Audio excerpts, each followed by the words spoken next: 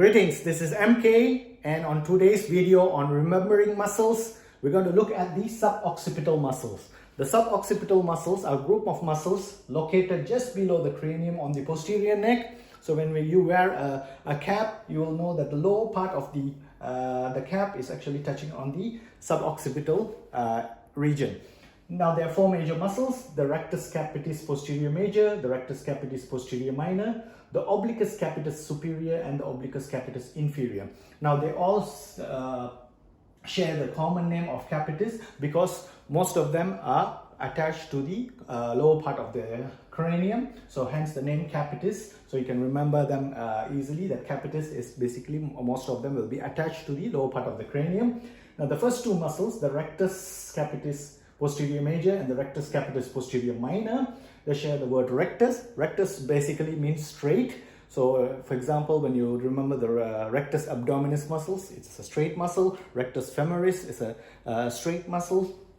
So similarly, rectus capitis posterior major and minor are straight muscles. So where does the rectus capitis posterior major arises from? It arises from the spinous process of C2 and gets attached to the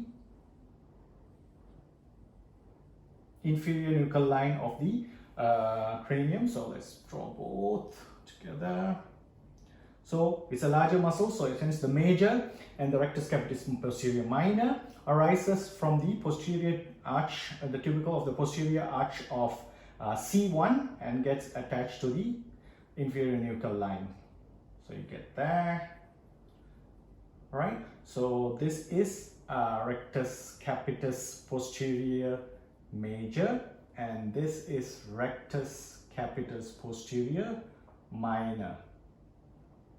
All right, so hence the name. So you will easily to remember, it's all in straight line, it's attached to the capitis, the cranium, so it's hence the name capitis. One is a larger muscle, which is a posterior major, and the other is a smaller muscle, which is a minor.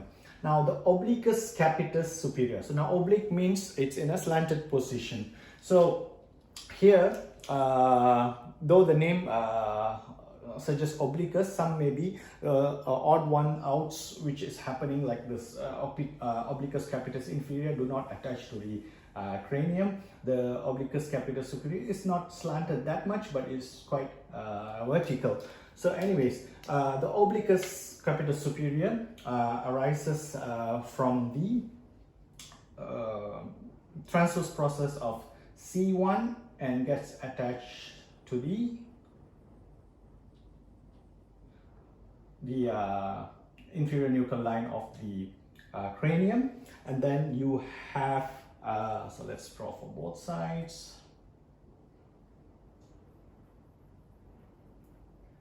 All right, and then you have the obliquus capitis inferior. This is really an odd one out because it doesn't attach to the cranium, but it starts from the spinous process of C2 and it gets attached to the transverse process of C1.